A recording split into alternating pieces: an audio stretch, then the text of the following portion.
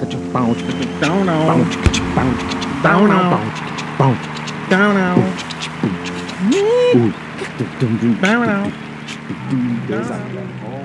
the story. So, good morning, good afternoon. Good afternoon. You always catch me when I'm picking my nose. Picking your nose. Picking your nose is a healthy thing. Actually, it is, yeah.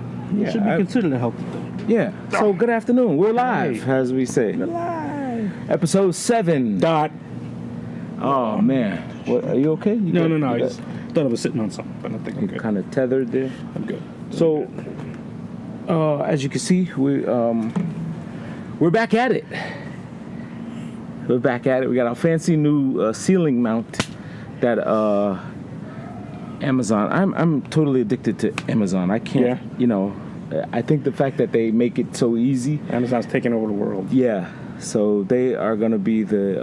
We talked about this before, that they're going to just kind of just make you buy shit. Yeah, exactly. So as you see, I got my cool goggles. We just came back from Redneck Dirtdays. Was it fun? It was so much fun. We do it every year. It's an event down in Union Point, Georgia. It's called Durhamtown Off-Road Park. Okay.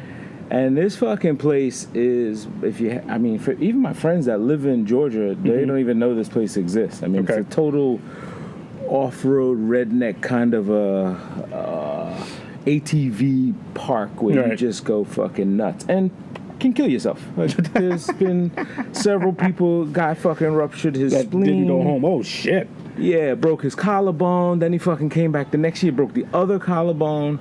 And I said, why did you do this, man? And he was like, because if I don't, I'm a pussy. And I was like, okay, but I'd rather be that than broke. And he walks like he's taking a shit. He's walking, he's like, I was like, you okay? And he was like, yeah, healthy pussy. And yeah. Broken dick. but not that. So it's a real cool place, man. It's got a lot of, it's put together by my industry, in the hospitality industry. And met these cool dudes that had a cool whiskey tasting. Yes. And I didn't bring any back with me because fuck it. Well, that's why I thought you pulled up the truck. I thought you no. Open up cases of freaking whiskey. No, we didn't drive. We flew, and then we were traveling so light because this is one of those things where you just grab a bag, and just go, and you sleep in the fucking cabin, and it's just the shower maybe works. You know what I'm saying? If you catch it right, you jiggle the handle and make it work.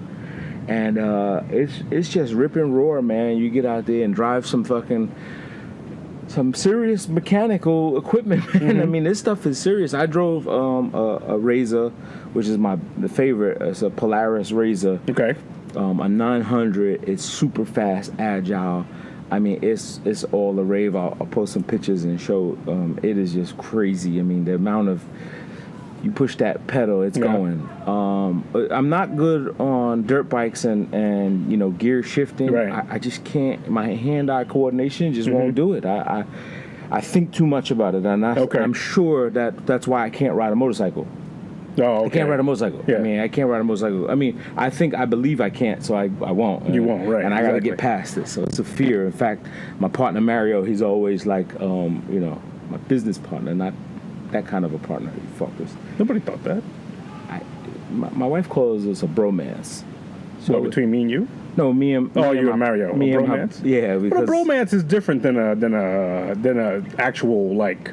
Yeah, but this relationship. This is. I didn't know there was a thing called the bromance. No? I thought it was pretty funny.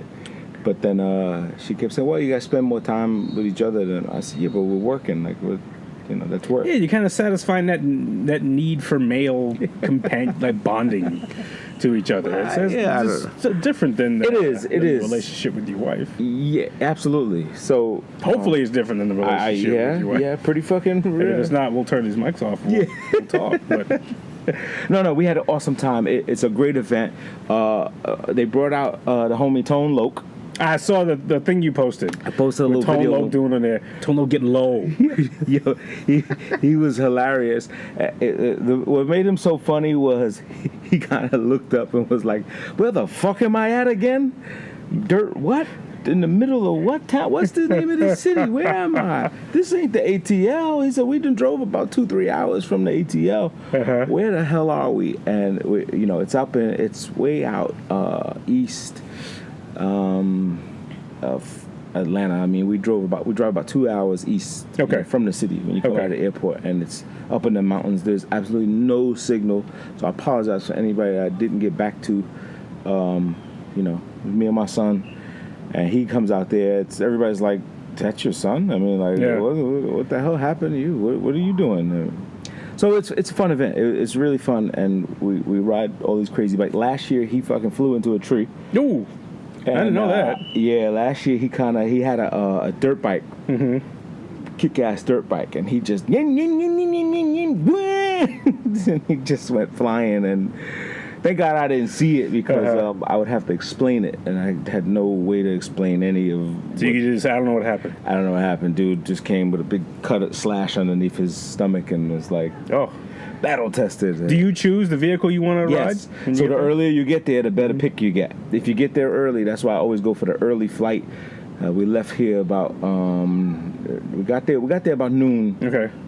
And we were like the first. We got there Friday, and most of the people were just starting to come in. So that's when you really get the big picks. But every year it gets better because they know what people like to ride, and they never have enough of the cars, like the side-by-sides, which is the Polaris, the Razors, the Wildcat, and they bought a shitload more equipment, so it was plenty of cars to ride, and they're just super fun. These trails, I mean, I posted I got some video of taking the GoPro and literally just, and it's like whoa. And then they had a guy, Mike Penland, who's a professional. Okay. And this guy professional what, off-roader? Off-roader, yeah. Okay. And he drives the same kind of what I had, but like 1,000 more, I guess, whatever cc's. And this guy takes you on a turbo track, and you ride with him maybe 10 miles, and it's just come back, change your shorts, and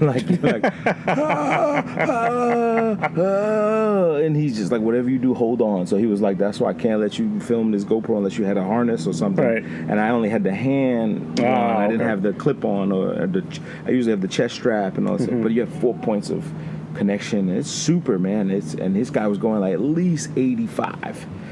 In an off-roader, and there's turns, and there's trees, and there's, you go in between two. You feel like the Star Wars thing when they were Ewoks. That's what it feels like. When they go into the forest. When you see the video, you're gonna be like, no, there's no fucking way you could drive through this because it's like. Thank God there's a path, and thank God for arrows for go that way. You know what I'm saying? Because they're posted on every tree. And I'm like, what if someone does the cartoon, just turn the fucking arrow around and just shoot? Yeah, go that way. It can happen. I mean, I think it can happen because it's really crazy. But it's such fun. Bonfire goes up. We had that shit so hot last night. We were burning Corona bottles in there, and they were melting. Like the fire was so hot, I couldn't even put the camera to it because it's too close. I couldn't get that close to it, and it was so fucking hot. The guy who was lighting the fire out, he was like, "They'll melt glass," and I was like, "No fucking way! It'll break. It'll shatter. It won't melt." Fucking thing melted, turned it into jello, like glass, turned into straight, just like syrup stain.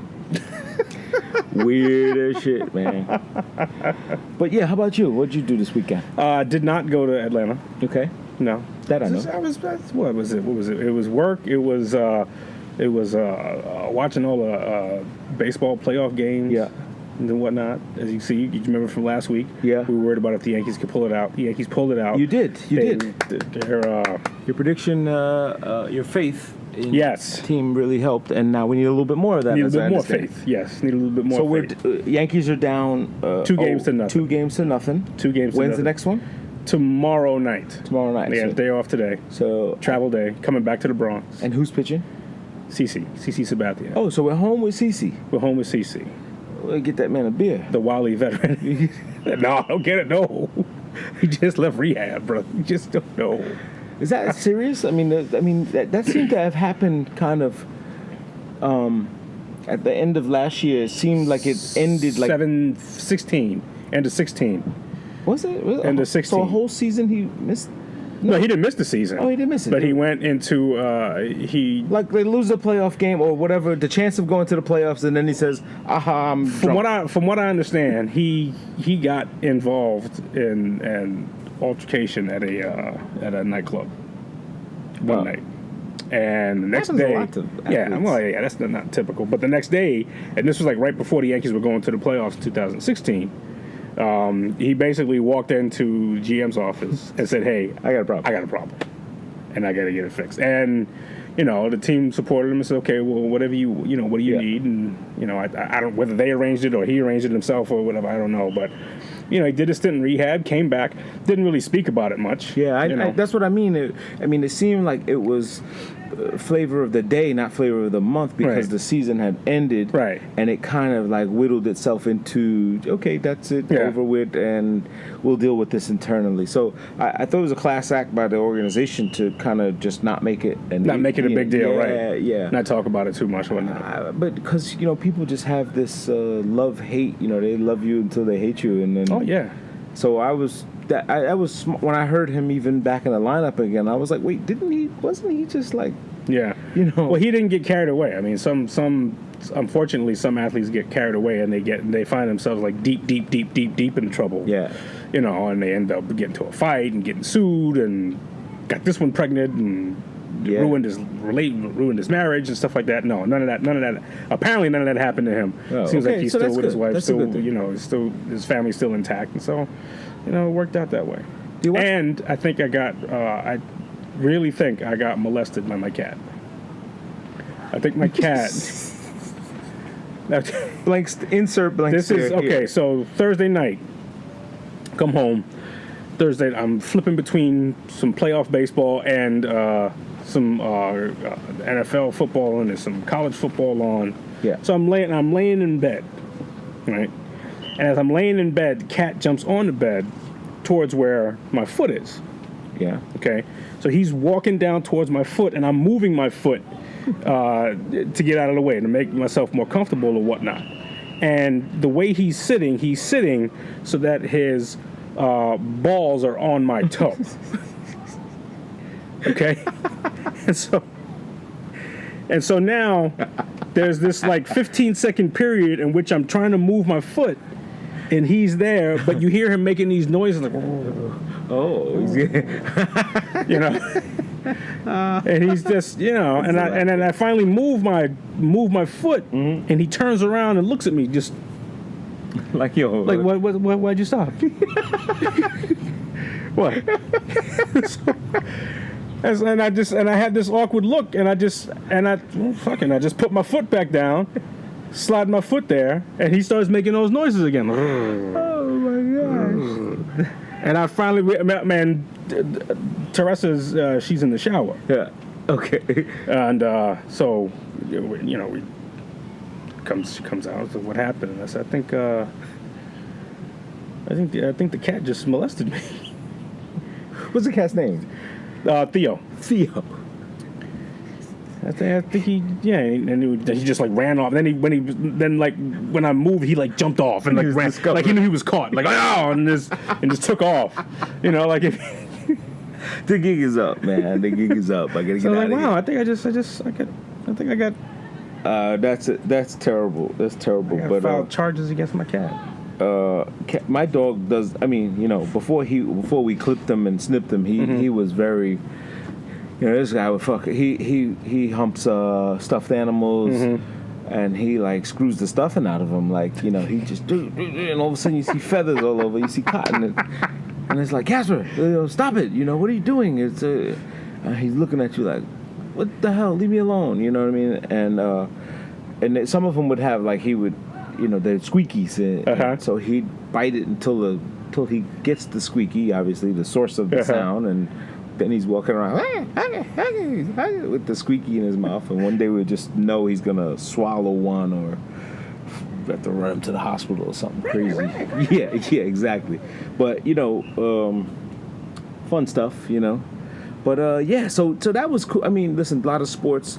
And I do you watch Ballers? This was gonna say with the. Oh no, I don't. I like catch like an episode here and there. It's pretty cool. I do like it. I like the. It's supposed to be pretty good. Yeah, it is. It's on season 3, I think it is now. Yeah, he's And That's very successful. I like it because it, I guess it's a part of the business you don't get to see. But then again, you have to ask yourself, how much are they showing you, right? Or how much is it, embellished to make the story fun? And it's pretty fun. But Denzel's son plays in that, and he's pretty fucking good. I mean, this kid is, he's on the way to be something special if he can, keep. I think he gets some more roles and if he can do some more.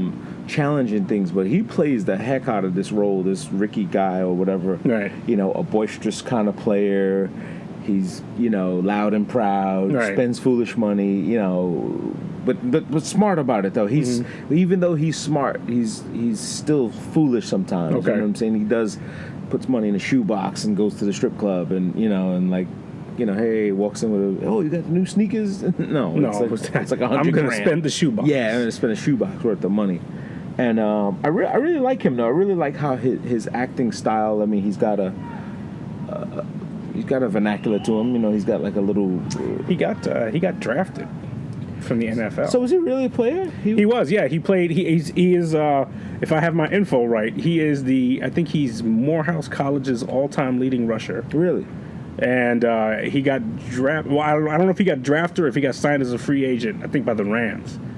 Wow. And I think for a season or 2 seasons, he fiddled around with the NFL, but then that didn't work out. So. But this is, Ron has played in some tournaments up in all over, and Denzel was always in the stands because he had a son there playing. Right. That's not. I can't believe that's the same kid. Yeah. That means he's young. He's got to be Ron's age then. He's got to be. He's mid-20s, I guess. Yeah, Ron's 24, so that's probably him. But he played basketball though. This kid, he's little. This guy. Oh no, he played football. But Denzel's son played basketball, and we were in. Maybe he played both. But does he have another kid? That's what I was going to ask. Does he have another one? Oh, okay. I don't know. That's what I was going to ask. I didn't know if Denzel had another kid. I don't know. Because I never knew his name. But that's Denzel's son. And he's in the stands. Cool as a fan, too. And he obviously was not nobody's trying to get autographs and stuff, but it was in Mount Vernon, so it was his hometown. And he literally was like, clapping with the game, hat on backwards, going with the shred. But everybody respected his locality. Like, it seems like sometimes if you can sort of like demonstrate your comfort there, people won't bombard you with like the moment you see that, the moment you kind of like, I don't know, it's that if you have the fucking that fine line and the like if you act like you're supposed to be there all the time, and then I'm sure he's got his response to. And 1 or 2 people did go up to him and everybody say, wants to ask him for they stuff. They asked him. They said, "Are you Denzel Washington?" Like, yes, thank you. Please, I'm he's trying to watch. He's trying to watch the game and stuff like that. Want to watch the game and stuff like that. So people were very respectful, and I think other people catch that too when they don't see anyone else acting goofy. Right. They kind of go, I don't be the first one to be exactly. I don't want to stupid and go, I want your autograph. Right. So he was really cool, man. He was nobody bothered him. Well, that's cool. Because you hear some horrible stories about. Like people like trying to, even though they're celebrities and it may be the first time you've seen them, but if a guy's trying to go out and have dinner with his family and stuff, and I can imagine it's impossible. It drives people crazy. That's what Kanye's problem is always. But he wanted it. Like this is a guy who wanted all of that fame. He wanted to be called a genius. He wanted to be, and he can't stand it himself. Like, I don't know. This guy is like. And now he's got, somebody showed a photo of something. He's super fat now. Is he really? Yeah, like I haven't seen a photo of Kanye in years. Right, they said he's taking like all these meds for this, when he blanked out on stage and did all this craziness last year. I'm telling you, that's being a Kardashian. Yeah, no, they curse everybody. They fuck with everybody there. That's being a Kardashian. I think Chris Humphries escaped, though. I think he got away. It looks like it, yeah. Because he doesn't look affected by it. It looks like he's yeah. I'm getting off at the next exit. I ain't doing all that. Because you don't hear nothing. Listen, the guy does his minutes. He actually pisses me off in games because. Does he still play? Yeah, he still plays. Okay. He was on, I think, Dallas last year or something. Okay. He was on a good team, and he was grabbing rebounds. He was putting up some numbers. He played against New York. He makes us. I'm like, come on, Chris Humphries, this guy, you letting him beat us, and I get mad at that for some reason. I don't know. But speaking of mad, at the event, obviously it's a college game day. It's a big thing there. They got big tailgate trucks there with 4 TVs and a big super jumbo playing all the games. And we had a pool, like a what do you call those pools? Like a pool. Hey, is that what you call it? Because I don't bet. I don't gamble on sports. Oh, pool. So what, they have boxes? Boxes. Okay. Yeah. So, and you picked all these teams and underdogs, and they gave away cash. And it was a big cash prize. So me and Ron split up. We was like, let's be on different teams. We have a chances. And I guess it was every game that played, it was the over and under, and you add up the points or whatever. Okay, all right. I never understand these boxes because they seem like they make the rules up each. Well, are the boxes like, it looks like a series of boxes, one with team in one direction, one with team in the other direction, or is it you're betting the over and under of the? It was over and under because it said Duke versus this, and then Arizona versus that, and Connecticut versus this, and then it was plus 12 or plus 12 and 40, right? So whatever the end score was, we had to win the highest number, right? But everybody got like $500. Okay, so everybody that won, and the winning team, there was like 5,500 donated in there, and they won good money, And then the second team won $100 a person. It was like, wow, runner up. But I didn't. But what I was saying was. Everyone was so engaged in the my team thing, like when college sports, and I think I see it happen more now. And you a big college sport guy rather than pro. You always talk about like a lot of college football and. Well, I like college sports. Yeah, I like college sports. Yeah, it seems like people. I mean, the camaraderie is so much. We went through the airport.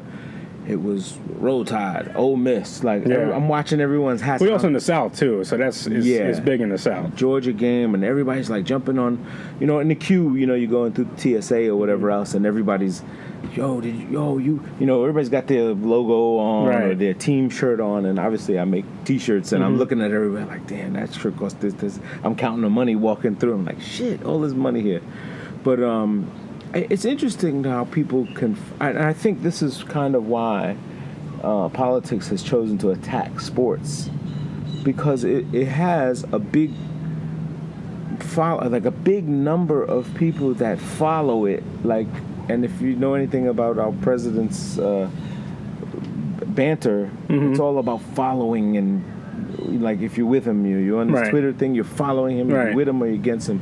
And I think he may be jealous that sports has more fans than him. Well, number one, I don't think politics is attacking sports. I think the president attacked the NFL players over the kneeling thing and whatever. Yeah. And those teams, they showed some form of solidarity. That they weren't say, wait a minute, you're not gonna tell us what to do. We'll figure that out amongst ourselves. Which is the right way to do it. I mean, but if you think about it, this is the whole kneeling thing. Yeah. This is kind of how democracy is supposed to work. Right. This is how it's supposed to work. Right. You're upset, so you decide you're going to take a stand or kneel. Take a knee. People, fans are upset, so they decide, okay, well, I'm not going to engage in this anymore. Right. And they've actually lost some customers. Yep. And whatnot. And so because they've lost some customers, now as a group, the NFL has to make some certain decisions to say that, well, at what point do we interject because we think we're not being an effective business and not addressing our customers. Now that's kind of how it's supposed to work. This is how democracy is supposed to work. Right. You have the individual right to make a choice as to what you want to do. And because of that, well, then another person has the right to say, okay, well, if you choose to do that, fine, go ahead and do that. But then I'm going to choose not to participate, or I'm not going to. And you always pay with your dollar. Everybody who wants to I tell people all the time. Everybody who gets upset at the cost of a ticket and stuff like that. Don't buy. Well, don't go. Yeah, don't go. And you kind of vote with your dollars, right, so to speak. Now I think the message got lost in all this stuff because everybody thinks it has to do with the flag and the national anthem. And I don't know how it got. I don't know how it got that way because he made it perfectly clear as to what he was doing. And well, it was police brutality, if I'm not mistaken. I mean, this was until our country recognizes that our people are being targeted Right. for police brutality. It had nothing to do about soldiers. It had Right. nothing to do about. Now, what is this that I hear that there was they're paid to some kind of a payment From who? for? Oh man, I thought. Well, it the was some Department sort of Defense, or the Armed Services, whatever. I guess it would be the same thing. right pays Pays the NFL to play to this. to sort of promote that during the time it started in 2008. Before that, nobody was out for the national anthem. Players weren't out for the national anthem. They were in the locker rooms Right. for the national anthem. It's something that they drew out, and the fans would stand and cheer. And maybe they stuff had a like celebrity that. person sing it, or Something like that, right. And then the team come Right. And then they would come out afterwards, right. In 2000, it was 2008 or 2009. I think it was 2008. They started receiving money from the armed forces to ask them to promote the armed forces. And one of the things they decided to do was, okay, well, they'll have the players come out and demonstrate their support of the country with That's the national interesting. anthem. That's funny because So the NFL, it's profit. It has nothing to do with patriotism. yeah, but the rule. I'm sorry. Was then the rule to now we're not just gonna just play the song, just come out and have it. I don't think there is a rule. I don't know if there is a rule. Right, I Yeah, don't think there is a rule. I don't know if I there think is a rule. everybody's just kind of making it up on the fly, saying, "Hey." Because I remember a couple weeks ago, one of the teams, the Pittsburgh Steelers, decided that they were not going to come out Right. because they didn't want to be seen as taking a political stance one way or the other. Right. So they said, we're not going to do that. Right. But in doing that, Their they particular said, stance. well, you've taken a political stance Right. to do that. So, Damned if you damned do. if you do, damned if you don't type Sure. shit. You know. But yeah, I mean, How many people are online getting a beer? Or or sitting outside or taking a piss or whatever. So Yeah, man. How upset can you be? Yeah, that's You the know? pregame. That's the shenanigans and stuff for it. But I mean, listen, I don't know. I think I say this to say is that it's gone way beyond the part. Now, President Trump sued the NFL This was a long time ago when he was when he was a real estate guy. When he was a trying to real make a league. when he was trying to be part of the USFL. He was trying to make an arena league. Yeah. He sued the NFL and won. He won a judgment. It was $1. Right. He won a judgment. Right. He won the case. He won the case that the NFL had a monopoly and was not allowed to not allow someone else to enter the space of saying, I want to create a league. Right. So that case being won on the books, whether the judgment was only and I think he said at the time, he said, I'm not suing for money, I'm suing for the principle of it, that you guys are doing this. Now, you have people like Diddy and these rappers and stuff who have made a nice fortune, and everyone's looking for them to say, when are you guys going to start speaking up and having a voice, or musicians and actors. And because most of them have created a career on speaking of the social injustice that they've received and profited from it. Okay. Right? So I tell a story of my struggle. I tell you, be better than me. I make records and you like my style, and now I'm wealthy. I'm okay. So is there any part of that that's real in the give back, or was the telling about it enough? Well, okay. So it wasn't really a question. It was more of a comment. But I'm saying this to say that Diddy made a comment and said, or a tweet or whatever else, and this is where everybody goes nuts. People think Twitter is like, hey, but he tweeted out something that says, I used to dream of owning a team. Now I think we need to own a new league. We need to create a league, an urban league or black league or whatever else, so that we don't have to deal with anyone telling us what we can and can't do. And if 70% of the NFL is African American or of color, that leaves you with 30% of guys playing, and some guys saying, hey, no, I'm with those guys, I want to go over to that league too. Could that happen? Sure. Okay, that's Yeah. Why not? Why But not? again, like Why you not said, could that happen? this is how democracy happens. Right, exactly. So I don't like your game. Right. We're leaving. Take your ball. Right, exactly. We're gonna go play in another court. Right. We're gonna play somewhere else. Exactly. That's exactly what happens. And that's that's what. Remember what Vince McMahon started the XFL. Yeah.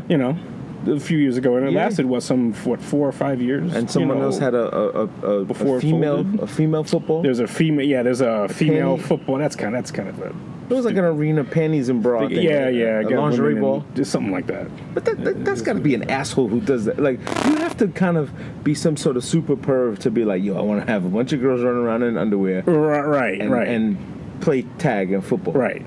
That's like that's a maniacal, rich guy that just says, I want to see this. I want to see this. That's happen. right. I just want to see this. Let me push this button. Yeah, let me see push what this happens. button. How dare he? But then you also have the things like the like in basketball, those 3-on-3 leagues yeah. coming up. Okay, so that's an interesting point. So guys that created a space, but they didn't do it out of protest. They did it out of creativity. They did it out of creativity. They did it out of I can't remember where I heard this idea from. I think I heard it from Mark Cuban first. Which he said that he thinks that if you do like a 3-on-3 league, you could probably sell out more. You could probably sell out football arenas and stuff if you did that, and if you eliminated so many. Because he's got a problem with the NBA anyway. I mean, he thinks the NBA is over policed and whatnot, and that's because he's an owner. So Yeah, he's a player. He's Jackie Moon. He thinks he can play. Like, this guy gets, he's doing a real life fantasy basketball league with his team. That's crazy. That's how he. I mean, I don't want to belittle that. I mean, the guy he's won a championship, and he's had he's great great. players Listen, and stuff like that. But he's done great things for Dallas, and Dallas. I mean, I think he's just. I think he's bromancing with Dirk. I think he. I just think he just overly loves Dirk and like a Tim Duncan type of passion. Right. And while he's good, he's not great. You know what I'm saying? Dirk. You don't think Dirk Nowitzki's great? He's great, man. Really? Because he doesn't make other people better. Well, what does that mean? Okay, they won a championship. Okay. One championship. Okay. Okay. That's all it takes, really. I mean. Yeah, exactly. Well, how many do you want? But I'm just saying, like, over and over, like, and then you don't make the playoffs in years after, etc. So you don't have this run. You don't have this. Hey, let's build. Let's get there and come back and fight again and fight again. I think those stories. Well, again, as great as opinion, are great to me. Is keep fighting. This guy he won't go away. You know what I'm saying? You forget about the guy. I mean, people, is he still playing? Like, is he? Yeah. So he doesn't have that, punch of, plus he's what David Hasselhoff or something is. They put pictures of David Hasselhoff behind him when he's free throw shooting because he has a thing against David Hasselhoff or something. This is true, man. Yeah, you've never seen this? I think I have. Yeah, I didn't know that there's a direct correlation with Dave. I think it's just a distraction. It is because he somehow hates David Hasselhoff. Like they would put up like pictures of women in bikinis when a dude's trying to take a free throw shot or something like that. There was this dude, and he plays for the San Francisco Giants in baseball, named Hunter Pence. And a couple years ago, they went through this thing where every ballpark he went to, somebody would hold up a sign with something that says something stupid, like Hunter Pence hates puppies, or something like that. Or Hunter Pence doesn't put the seat down. Well, Ron had a game one time, and he was a sparring player. He played minimal minutes in a Division I team, and somebody had a big face of him with like black eyes or something on it. And he was like, "What? Why me? Like what? I'm not even in the game like that. For you to put up a sign up of me with I think his teeth were marked out. They made him look like the mad Alfred E. Newman or something." And he was like, I don't even play that much to get a sign, flattered. Well, he did something. He pissed somebody off. That's why I said it was probably somebody that knew him and kind of made messing with him, fucking around with him. But maybe somebody that he played against Beloit. Yeah, it was at another school. It wasn't at. I don't think it was at his school. I can't remember where it was, but it's fun stuff, man. But yeah, so the weather is doing some crazy stuff. It's supposed to get cooler this week, but it's what, 70s now, mid 70s? It was 75 degrees today. Jesus Christ! What was it like in Atlanta? In Atlanta, it was hot. It was 90 degrees, and overcast in the early morning, and then by noon, one bright sun, and it burned it all off. And then it's like, whoa, wait a minute. And coming back, we had an early flight this morning, so we had to get back, and I let him drive because we were partying our ass off last night, and it's no signal. So guess what? We talked about, remember, the GPS thing? It's like, just go. But where? It's like, where do we go? I keep driving till we get a signal. I mean, the same way we came, go left, go right. I know how to get down the mountain at least. And that was kind of the challenge. And until we got to a signal, we were like at this, where do we go, left or right? I'm like, go left. And it happened to be the right way. But so, stupidly enough, we're driving, right? And, I'm half asleep and it's 5 in the morning, whatever. And I'm like, dude, why are you slowing? I hear the car slowing down. I look, immediately I wake up and I'm like, what? And there's a skunk in the middle of the road. And he's like, he's the deer in headlights. He's driving and he's like, I'm gonna hit him.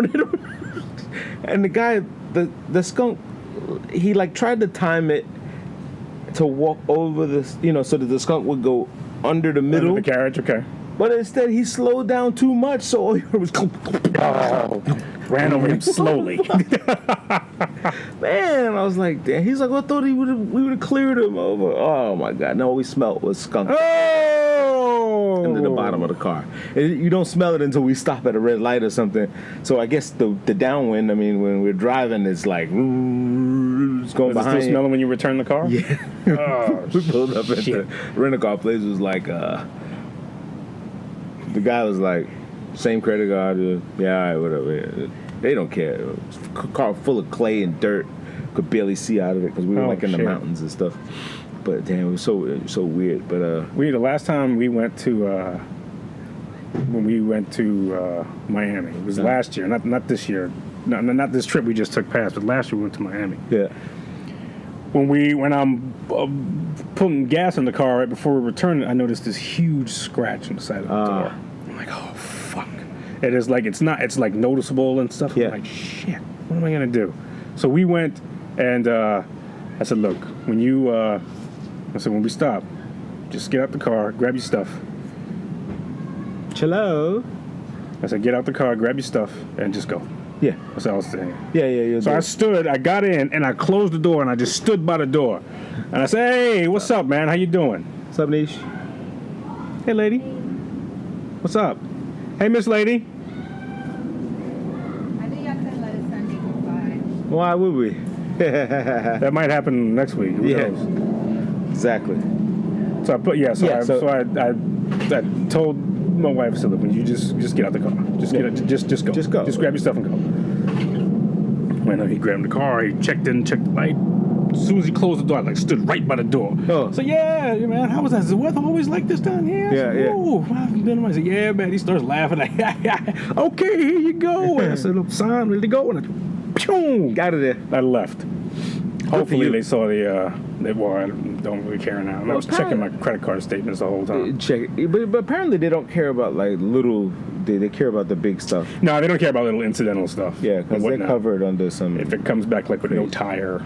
But I mean, rental car places have it bad. I mean, whoever buys a car from a rental place, they sell cheap cars. You can go to Enterprise. Yeah, you can get them relatively cheap. But why would you want to do this? This is the most abused car, piece of equipment there is. Throw it. Yeah, because you don't give a shit about it. Cheap gas in it. You throw whatever you can in there. Yeah, you don't give a shit just about to fill it back up. No, and you gun it and you push it and you put it to the max.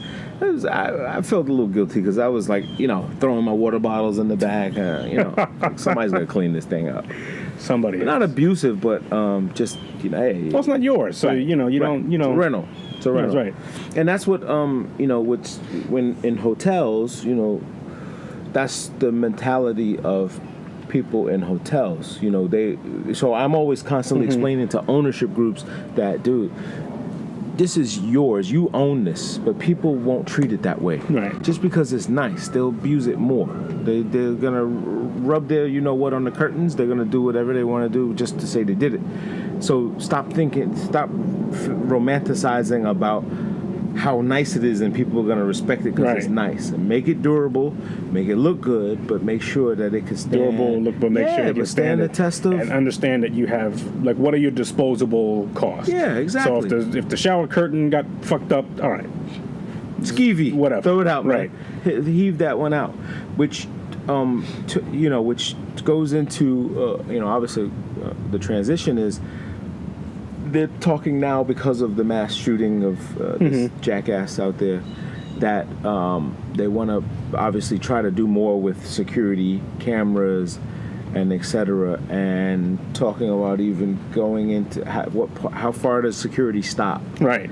You know, when do you cut the camera off? And privacy is this. When is privacy an issue? So this is going to be a topic that this will probably last longer than even the gun topic. I mean, it's mighty funny how, you know, it just goes, it's flavor of the week now. You know, it's just like you don't hear it, it goes away until something else happens. Oh, the California's on fire, so we'll talk about this. We're a society that loves guns. We love guns, and so, yeah. I mean, we can debate about it all we want, but we still, even people who fight for gun control love guns. Unless you're willing to go after handguns, Right. which kills more people Yeah. than anything. Yes, I mean, yes, it's horrific to hear about this one shooting in which so many people died Sure. and whatnot. But still, in the grand scheme of things, handguns kills more people. So if you want to say you want to reduce gun violence, well then, are you willing to go after handguns? Well, yeah, I agree, and that's kind of the, you know, but what's begging the question is everyone says we need stricter gun laws. Now, how much more stricter could you get with that? Well, all the gun laws were broken in Las Vegas. Yeah, I mean, All of them were broken, so fact it that didn't change anything. but that's what I mean. Like, but the fact that this guy, for one, I think you know, FBI and all these guys are just puzzled because they're like, damn, man, this guy wasn't even the guy on the list. Like, he Doesn't fit. Yeah, he doesn't yeah. fit any of our modules. Some guys in the back throw all these shits out, Right. Because we had it all wrong. Right. You know what I'm saying? We had this guy all wrong. But you take Chicago for instance, and you take a month of July, and I did look at this one. July had 87 murders. Yeah. 1 month. 87 murders All with and handguns. handguns. Senseless fucking killings. These guys are killing each other for shoelaces and colors and gangs, and they're on social media with you know, Uzis, and they're playing. And these guys are, and if they get caught with a firearm, they go to jail. Right. There's a huge penalty. They're not afraid. That's a college degree for these guys. These guys are going, yo, I got caught with a hammer. I did a 3 to 9. I'm back on the block. And now it's worse. That's now their cred. Everybody's trying to impress them. Right. And now it's all gully. You know what I'm saying? So if anyone wants to talk about stricter gun laws, just go to Chicago and just look. You guys are not doing anything. These guys, and mind you, these kids, well, I could pull up a Facebook page right now and show you a kid with a fucking submachine gun walking around Chicago in his sweatpants, holding money up to his face, making a rap video, and that's how they walk around. Oh, we just shooting a video. What is the fucking M16 you have? Yeah, it's the old adage between security and your rights and privacy. Like what you started off with the hotels. Like how far do you bridge that security to where it's impinging upon your privacy, and how much of your privacy are you willing to give up for security? Right. So if they said, hey, we're monitoring certain rooms in the hotels, you know. Is that? I mean, would you be okay with that? If you knew that your room was being monitored for security purposes, would you be okay with that? No, not at all. I mean, it'd be really creepy, and then it's kind of like, but some people kind of go in thinking that that's happening anyway. People go, oh shit, somebody's watching it. Some security guard is downstairs beating off, and whacking off to whack-a-mole here. But Airbnb, it was a couple of Airbnbs that were just discovered. You familiar? Yeah, Airbnb, yeah. Right? Love Airbnb. Airbnb is great. In fact, when we were down in Atlanta, a buddy of ours, the guy that was lighting the fire, he did a Airbnb car service that I never heard of. Oh, really? Which is a share car service, rental car. Hey man, I'm not using my car this weekend. You can take it. And I was like, would that exist? And he was like, yeah, it's fucking. You get a truck, you get whatever you want. A guy, you know. You got to figure out remote key access and stuff like that. But yeah. Well, you meet the guy somewhere, and he picks you up, drops you off, and you pay him and whatever else, and you switch. You know, it's an app, right? So it's all based on the integrity of your app worthiness. Right. So if you mess up, you know, your Google ID is tracked and all this other stuff. Airbnb has changed. It has changed an industry. Yo, but in hotels. listen, Marriott is deathly afraid of Airbnb. They say it at every conference we go to. They're the ones saying we got to stop these guys. They're like the Dr. Evil Bender. They sit there and go, what are they doing next? We got to stop it. We got to stop Now, in these conferences, is there a question of, hey, how do we compete with Airbnb, Yes. or is it, do we have to stop them? Like somebody finds somebody, like, you know, having sex with goats and midgets and or whatever, and you know, shit like that, or is it like how do we compete? So it's both. Because the benefit should be, because that should mean the consumer benefits. Well, it's both, because what happens is that you're absolutely correct, and it does happen, but it happens on both scales, because for one, the one thing that you can't compete with is having a commercial building in a residential neighborhood, right? Yeah. So you lose right off the whole purpose of it is to be local, Right. to live in a house that's Okay. in a neighborhood, not a corner store, not a roadside hotel, not on the side of the highway. I'm just checking our battery. We're good.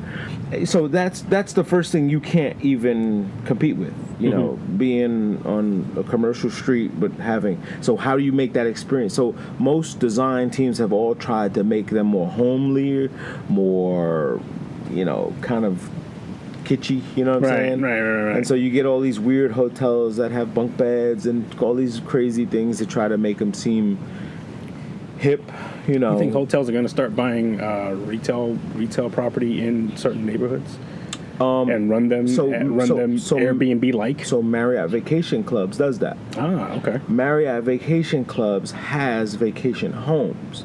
So you could be a Marriott member, vacation member, and you could stay in a cabin. Right now it's only to resort places like cabins, lakes, condos, and so forth. So that is something but that's happened for a long time. Oh, has it? Okay. It just hasn't expanded to the level of going deep into like, oh, this house is being foreclosed, let's buy it. Right. Because that could potentially save the foreclosure market. That could take the housing market and turn it into something crazy. Right. So somebody may owe you a check for coming up with that idea, because they don't do it like that level. They do it where they have these vacations. Because you go to like Lake George, and it'll be a Hilton property. Okay.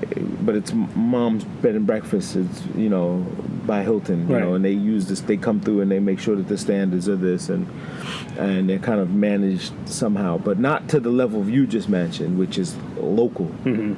And might be a thing. It might be a thing. It might be a thing. I haven't stayed in a hotel in like 3 years. Really? It's all been like Airbnb. Airbnb. Yeah. It's all been Airbnb. We've Some are done- better than others, but for the most part. Yeah, we've been done great. it. We've done it in for his college graduation. The rooms were stupid priced, and we stayed in a nice apartment for like $40 a day, and it was awesome. We stayed the whole weekend. Had the kitchen cooked, did all that Yeah, stuff. got your own thing. Yeah. It depends on what kind of person you are. If you're one of those like needy people who you need service. need somebody to come and tend to you all the time, Airbnb is not for you. So- the best environment is like when you kind of like do your own thing. And Right. The Moxie just opened up, and they just did this. That's their motto is, we're fine by ourselves. Like let people do what they want to do. what's it called? The Moxie? Moxie. Yeah, it's on 7th Avenue, 618 rooms. It's fucking. They took an old office building, converted over. So it's 37 and Okay. 8, right there by Penn Station. Just opened up. I was bidding on that job crazy, and it didn't happen. No. And there's like 10 of them coming. There's like 10 of them on Moxie. the way. Who owns it? Moxie. So Lightstone Group is what they call a REIT, a real estate investor developer. Okay. And they put these. It's a brand from Europe. It's an English brand. Okay. Irish and English. They have them in London, but they brought it here because like we need another brand. Right. The hotel brand wars are insane, dude. It's just I'm waiting for somebody to come and say, nah, we're just Hilton. We're just Marriott. Like, None of this Marriott Courtyard, Spring Hill Suites, Fairfield Inn. They're all the same. And they lie to their owners a lot by telling them, oh, we got you a zone, you're pre-approved for this location, and Marriott supports you, and you're going to have the only Spring Hill Suites in a 2-mile radius or whatever. And the guy goes, great. But we're going to put a courtyard right next door to you, and Spring Hill Suites, which is a level below that. And right. you're like, but I can go onto the website and click any one of these. So people now, they're competing with all three. Yeah. Then they'll buy a whole row, a block. You know, if you see these whole rows of hotel blocks, you're like, wait a minute. And one owner is going, oh, fuck, man. When I had it, I was the only guy on the block. Right. Now they sold it to some other people, and that's all. So Marriott wins. Right. They got all, you know, and then they just merged with Starwood, so they took all the Starwood properties under theirs. Now all the W's and Elofts and all of those right. brands are under that guy. So you kind of get, you know, and now rewards is not even a thing for hotels. You get Wi-Fi and breakfast, you know what I'm right. saying? A grab and go. So the new biggest thing now is now the over the internet guys, the Pricelines, the Travelocities, right. and all these Orbits, all that stuff like that. They're offering packages now and points. So my Priceline has points now. Priceline never used to give you points. Right, it never used to give you points, right. So you would be booking with all these people, and then you'd have to go to that, if you had a booking with Marriott, and transfer the points over. Oh, I stayed here. Now you get both. So Marriott gives you, Priceline gives you points, and Marriott gives you points as well. And it's pretty cool, because I could book a flight through Priceline on JetBlue, get my JetBlue points for right. traveling there, and the sail through Priceline. Because they take a commission. They take $8 right. or whatever it is. But $8 for every million transactions is a lot of money, you know. Jesus Christ. It's a lot of money. So That is a lot of money. Yeah. You know, brokering is still the biggest profession in you know, and I think in America, you know, paying someone to do it for you, right. you know, someone to put it all together and being a middleman, negotiate for you. Right. Yeah, I mean, I do it all day long. It's for a living, and it's just like, what, really? You know, you don't know how to, you know, people are just afraid of the internet. Like, I won't do it. I don't want to press any buttons here. They're gonna come and get me, you know. Whatever. But yeah, man. So Giants play late today, right? Giants got a 8:00 game. I think so. Yeah, I think it's an 8:00 game. They finished. Yeah, they finished. Yeah, for the season, yes. They're finished. They're done. So Odell's out, right? Odell's done. I think the other guy, Shepard, is done also. Shep is done too? I think so. Ooh. They got no chance, huh? Who was the other guy? Brandon Marshall. I think he's done also. Wow. So if you you know, tell Teron, hey, look, go walk on down to Jersey and get a tryout. Yeah, something. I mean, they'll look. But what I mean, what is this? Because like I could never. And I'm a Giants fan by proximity, not a fan as in fanatic. Like I don't know all this stuff, but I don't know who the backup quarterback is for the Giants. It's a guy named Ness. See? Look what you got, Jonathan. Yeah, but look what you got to do. But that's what.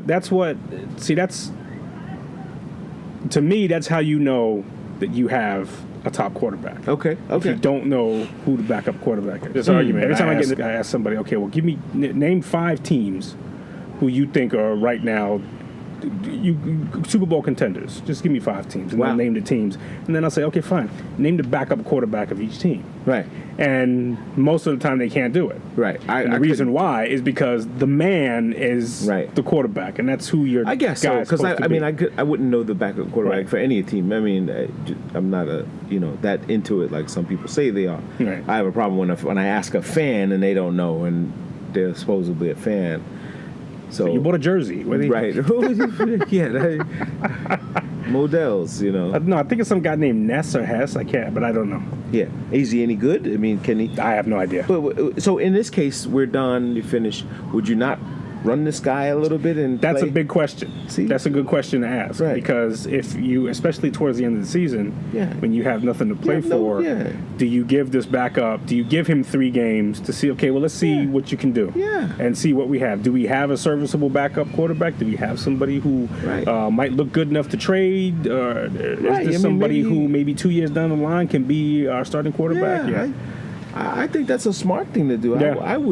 I would want to do that if I was an owner. I would say, hey, look, we blew it. We we can't get this one together. But let's take the pieces that we were working on. Yeah. Because you recruited these guys. Like Right. they didn't just fall on the team. Right. You actually went and got them. You saw something in them. Right. And for them to not string, you know Yeah. what I mean, and not to be in the action, seems stupid to me. The hardest part about being a GM of any sport is like know when it's time to move on to something else. I guess. And a lot of GMs would say, I'd rather do it a year too early than a year too late. I'd rather do it a year. I'd rather get rid of somebody and that person go on to be a fantastic whatever and take that hit, just to know that in year 2 or 3, that person's going to start falling off, and the guy you replaced them with is now starting to Flourish. come up. Yeah. You know. Yeah, And of that- course, there's always a money aspect involved with it. Like, what are you gonna, like, how much you are willing to pay for it, and you know, there's some guys I'm sure they'd love to have, but some guys are very, very expensive, and so Wow. so you just don't approach that guy. Yeah. I mean, it's weird. I mean, but like last year with all these TV deals that came out and everybody was getting crazy money. Yeah. I mean, these contracts I'm hearing are like small countries. Well, I mean, the NBA is in trouble yeah. financially because they're just the league itself. How?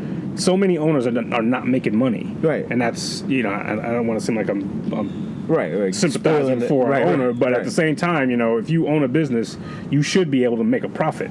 And a lot of owners in the NBA are not making a profit because of their because of the structure of their contracts. I mean, but this culture of just paying these guys this much money. I mean, I'm hearing big numbers. Like, Yeah. At what? First of all, I'm not saying they don't deserve it. I'm going to stand back and say I don't mean that. But at some point, isn't it like, you know, $50 million? At some point, it gets ridiculous. Yeah. $100 million is a nice salary, and I guess these are all people don't understand that these are spread out through years Right. and whatever, and a lot of it's tied up into, you know, some factors Right. that have to. So I never, you know, when I do the numbers, okay, I do like a simple mathematic number. I take a stadium, and you go Google a stadium. How many does it seat, right? Okay. So you just take, you know, 50,000 people Okay. in a basketball arena, right? Tickets, I mean, I get it. Even if they're $100 a piece, every ticket, I mean, on average, the numbers don't seem to add up. Right.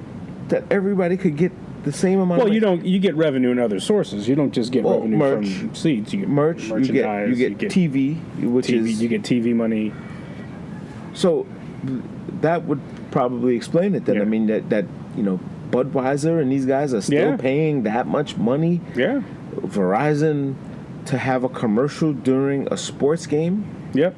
and with all kinds of media and mediums out now, it's not. It seems like it didn't.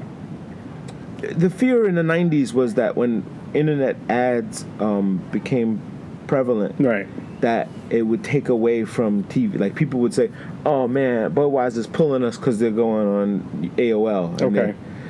but it didn't. It multiplied. It didn't. It multiplied. Right. They doubled down on it.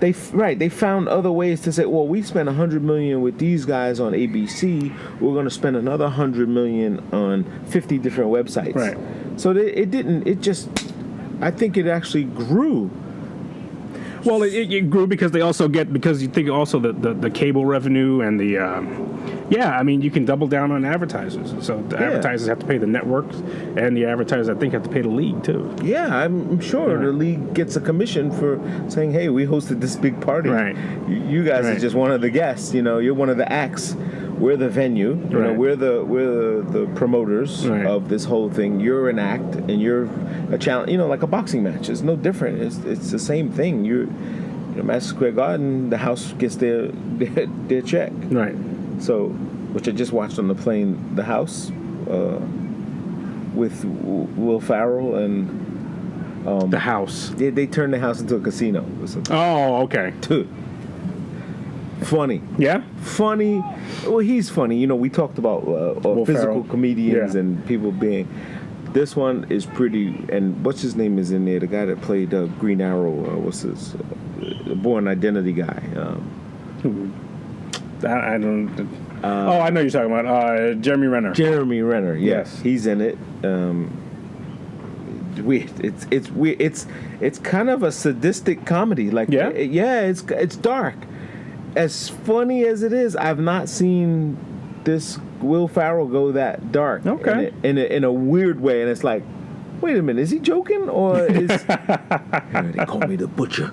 I'm the butcher. I'm the butcher. You know, he gets that.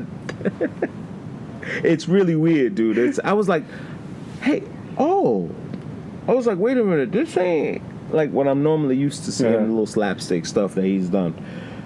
But that was good. You had a flight on the plane. Yeah. You took JetBlue?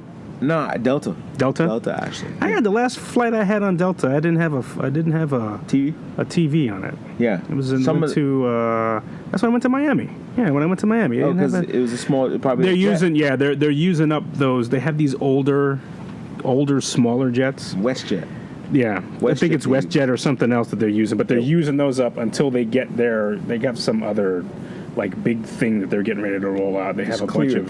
This clear Delta. They just have a bunch of new jets right? that they're doing, and so to make up revenue, they're using some smaller jets and some of the more consistent flights. I'm probably going to get a shitty plane when we go to North Carolina next week. So more than likely, I'm not a brand, like I said before on the last podcast. I'm not a brand plane guy. Like, I don't care. They all seem to have the same type of thing, you know, with the same crunch in the seat, the same small bathroom. I mean, there's been some illustrious ones like we talked about, Virgin Airline and all these other stuff. But Virgin isn't Virgin out of business? I haven't flown them since London, so that was 7 years ago. I haven't flown them in 7. So I thought he cut down his airline. Yeah. Well, I don't know why. He's still building a hotel. He's building all these new Virgin hotels. Yeah. And their biggest motto was always, you know what their biggest thing was? Because, again, I bid on these jobs, so I go to the presentation and I'm sitting there, and they're like, we're creating the total experience, the Virgin experience, you know, with the, you know, as soon as you land in your plane, you know, your plane. Take your Virgin plane to your Virgin transport to your Virgin hotel. Car to your Virgin hotel. It's so much that when you turn on the TV, the movie you was watching in the thing comes on, finishes where you left off. And I was like, okay, I'm kind of. It's a small thing. It's a small thing, but it's kind of like, okay, it tracked you all. You know, it's like, so people go, wait a minute, you mean you're watching me all the way? That's kind of, that's kind of like how I took that. It went reverse. People thought it was cool until they said, wait a minute, what if I don't go straight to the hotel? What if I make a stop? What if I go to my grandmother's first? What if I? Right.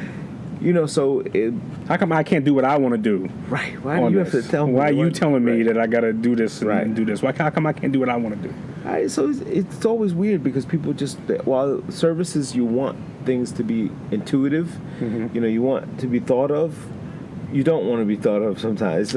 Well, you want to be. I think you want those options available to you. Yeah. I think you want to know that, hey, you can do this if you like. You know, you can have virgins come and put on your slippers if you like. You know, or you can just go to your own restaurant. Go to your own, right. No, this is true. I mean, that's kind of what you said earlier is really what's happening now is that the flux is happening and people just don't understand what people want anymore. And now, whoa, it's funny you said that. Funny we said that. It's now the navigation company asking for directions.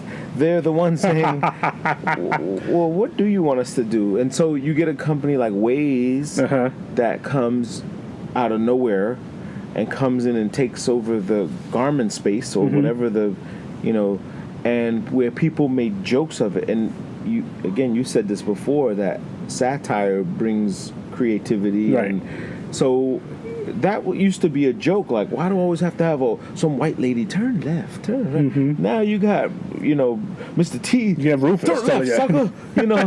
I was like, oh, you want to go your own way, don't you? yeah. And so I recorded my own voice on my ways. Oh, did you? It doesn't sound anything like me though. First of all, it's like 300 turn left. You have to do it, and you do it in your spare time. You pick up where you left. It's pretty fun. So I get in the car. Ron was like, "Oh, that sounds like the guy from Donald Glover or something." It's like, turn left. It's like I'm like, wait, no, that's not me. It sounds like Donald Glover. I'm like, I didn't pick the Donald Glover voice. I don't know where that came from, but so yeah, back to the grind this week. Monday, here in New York all week. No more traveling for a while? I have to go back to Toronto very shortly. It's getting crazy up there. I've been kind of, I don't say it too loud, putting them on hold, like kind of just letting them marinate because they just got to figure shit out. Yeah. And the more I handicap them, the more I help them, I'm only hurting them because they're not doing it themselves. Yeah, right. They don't know what's happening. So I stepped back because I had my job in Miami and all that stuff. And I didn't actually have to go. They did the review on their own. They didn't need me. It was one phone call, done deal. So that's perfect. So other than that, man, this is just yeah. Get through it. Later on this week, I go to North Carolina this week and visiting my daughter. Good. Visiting Madison, but she's doing something interesting, right? She's going to something, or she's. No, well, she's not going there. She's at the North Carolina School of the Arts. She's she's in cinematography, but she's doing movie shoots. That's interesting. So each weekend, she's been doing these like 12 to 12 a movie shoot that lasts like from 12 in the morning to 12 in 12 in the afternoon, or 12 in the afternoon to 12 at night. And so she's on she has to do crew assignments and stuff like that, and so.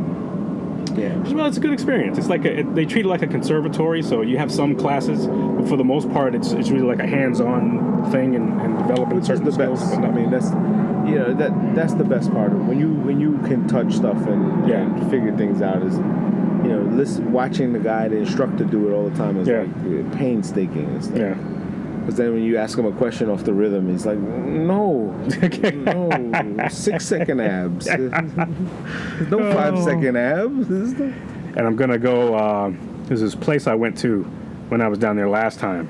The Airbnb where I stayed, this guy had his own brewery called the Hoots Brewery. Hoots. And it's a really cool place. They don't serve food or anything, but so they have food trucks come like every once in a while, and stuff like that. It's kind of cool. But he did this tasting for me. So why don't you just come on down and I'll give you some samples and whatnot. Mm-hmm.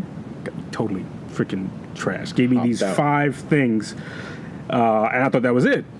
Yeah. And he said, okay, well, let me next. Whoa. Next is more. 15 beers later, and then he says, well, which one do you like? I'm like, I'm numb. That one? Yeah. That was the start of the night. That was what these guys were with these whiskey guys. And the funny thing is, one of the organizers of the event was like, these are my neighbors, and I thought it would be cool to bring them down. And it was like, they were like, so they had T-shirts for sale. They were like, what's the name of it? It's called Rome. What is it? Rose. RM Rose Company. Dillard. Fine whiskey. And they had some smoky barrel stuff and some really cool. And they were like into it. The dude had the hat and the whiskers, and he was totally like looked like a coffee barista guy. I think I want to make my own whiskey. Yeah, I don't know the first thing about doing it. I mean, I've been to many distilleries and breweries, and I'm fascinated by it. I'm like, where does it come out? Like, you guys, I see you doing all this stuff. How do you? The commercial, they poke the barrel and it comes out. Go. And they always have somebody like looking like very. Yeah. Boiling it. That's right. Doing some kind of testing. We take 8,000 years for our whiskey to mature. Yeah, right.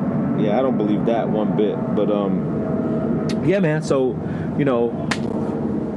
Other than that, that's kind of it, man. That's gonna be it. That's gonna be it, man. I think so. It was a good catch up. Well, I'm glad you got back. Glad you got back safe. I'm glad we got back in time so we could record. Yeah. So we could have episode 7. We wouldn't want to go a week without it, but next week you said we might be doing. Might have to. We might try we'll something. Might try to do something with the Skype. We'll try with the Skype recorder. Yeah, let's try that.